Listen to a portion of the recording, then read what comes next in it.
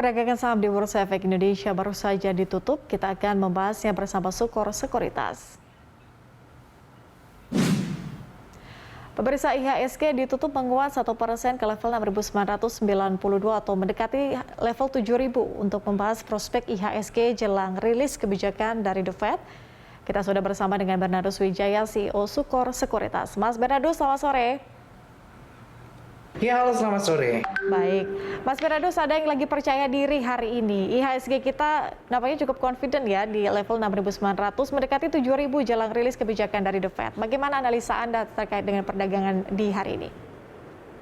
Ya, kita melihat bahwa bursa hari ini di Indonesia terutama mengalami penaikan cukup signifikan di area 1,07% atau naik 74 poin, ditutup di angka 6.992,395 dikarenakan bursa Asia yang hari ini majority bergerak menguat. Bahkan kita melihat Hang Seng naik di angka 9,09%, Shanghai naik di area 3,48%, dan Nikkei Osaka naik di area 1,64%, yang mana merupakan bursa-bursa besar di negara Asia. Dan semalam kita juga melihat bahwa Dow Jones mengalami kenaikan juga cukup signifikan di angka 1,82%, Nasdaq naik hampir 3%, dan kita melihat bahwa ini mengakibatkan bursa Indonesia ini juga terseret ke area positif atau zona hijau. Hal ini dikarenakan kaitannya mengenai kepanikan investor akibat inflasi yang terjadi di Amerika Serikat sana yang tertinggi dalam 40 tahun terakhir, hampir 8%. Ini mulai pudar. Bahkan saat ini ada optimisme dari para investor bahwa kenaikan suku bunga di bulan Maret tahun 2022 ini akan sesuai dengan ekspektasi atau konsensus dari market, yaitu ada kenaikan 25 pips dari 0,25% sebelumnya menjadi 0,5%. Sehingga tentu saja jika kenaikan suku bunga esok hari atau lusa yang akan diumumkan oleh The Fed malahan 0,25% atau di bawahnya, ini akan membawa kabar berita yang baik untuk market. Tetapi jika kenaikan di atas 25 pips, ini masih akan menjadi pertanyaan apakah indeks kita akan lanjut rally atau tidak. Mas Bernardus, tapi kalau kita melihat data, ini kan juga bursa regional naik cukup signifikan, terutama juga dengan pasar kita begitu yang hari ini ditutup naik 1%. Apa sih sebetulnya yang menarik dari pasar bursa regional ini, termasuk juga dengan pasar kita? Apa sebetulnya yang masih dipertimbangkan oleh investor sehingga masih berminat untuk masuk ke pasar kita?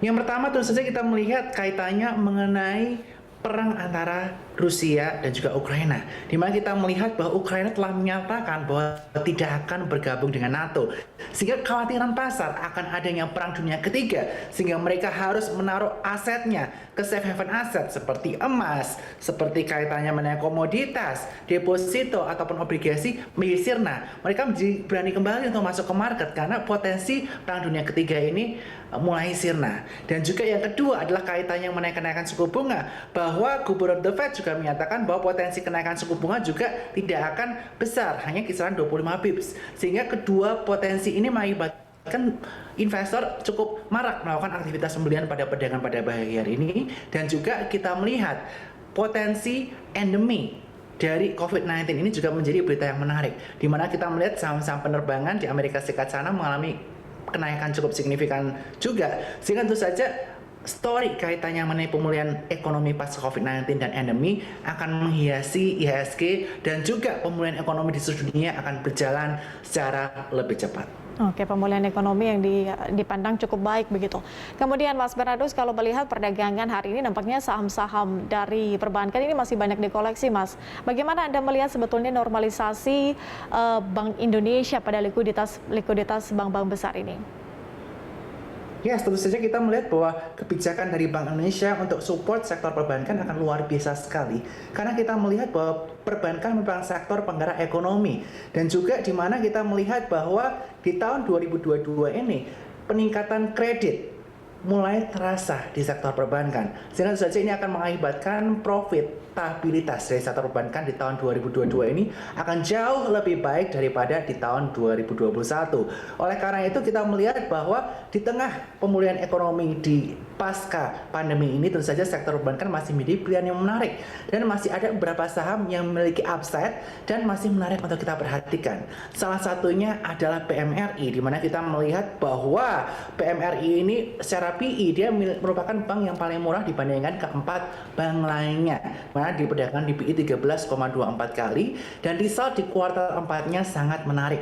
Dan kita juga melihat bahwa dividen per share-nya diperkirakan untuk PMRI ini akan lebih tinggi daripada BBNI ataupun BBTN dan juga BCA, sehingga PMRI ini potensialnya cukup menarik karena 2 tahun terakhir dividen payout ratio-nya di angka 60% dan potensialnya di tahun ini juga akan beranjak di 60%, sehingga PMRI cukup menarik dengan angka resisten di area 8.200 dan target fundamental dari Sukor Sekuritas di area 9.000. Bagaimana Mas Meradus dengan bank-bank dengan kapitalisasi di angka yang menengah atau mungkin kecil? Seperti apa rekomendasi dari Sukor Sekuritas? Oke, untuk bank berkapitalisasi kecil, kita masih cukup bullish terhadap bank digital, terutama yang memiliki ekosistem yang cukup kuat. Karena kita melihat bahwa GoTo akan IPO. Dan tentu saja ini akan mengakibatkan investor yang tertarik untuk investasi di saham-saham teknologi akan kembali ke bursa saham Indonesia. Setelah tentu saja kita melihat menjelang Bukalapak IPO tahun lalu, kita melihat saham-saham teknologi termasuk bank digital juga mengalami rally kenaikan yang cukup signifikan. Oleh karena itu kita melihat ada beberapa bank yang memiliki ekosistem besar. Salah satunya adalah BBYB atau Bank Neo Commerce, masih cukup menarik untuk kita koleksi, di mana saat ini dia berhasil menempuh area resisten minor di area 2170, sehingga target selanjutnya di area 2350 dan 2500. Dengan target fundamental kita masih percaya di area 4340 karena BBYB memiliki customer base paling banyak, yakni di angka 13 juta pelanggan. Selain itu kita juga perlu perhatikan yaitu Arto. Karena Arto ini merupakan salah satu value added atau nilai jual yang cukup tinggi dari GoTo, di mana kita melihat Arto ini di tahun 2021 udah mencetak bottom line positif, sehingga top down story ada di Arto. Dan Arto ini masih cukup menarik, kita bisa perhatikan beberapa area resisten, mulai dari 16.600 dan juga 17.400, dengan target fundamental dari Sukor Sekuritas untuk Arto di area 20.500. Mas, artinya kalau bisa digambarkan begitu untuk prospek dari bank-bank digital, apakah juga masih bagus seperti dengan bank-bank kapitalisasi besar ini, Mas, prospeknya? Ya, kita melihat bahwa saat ini appetite masyarakat mulai ke sektor teknologi, walaupun biasanya inflasi itu lawannya adalah teknologi. Tetapi perlu diperhatikan, Indonesia ini berbeda dengan Nasdaq, berbeda dengan bursa Jepang ataupun bursa Shanghai, yang mana di Indonesia weighting sektor teknologi itu masih di bawah 5%.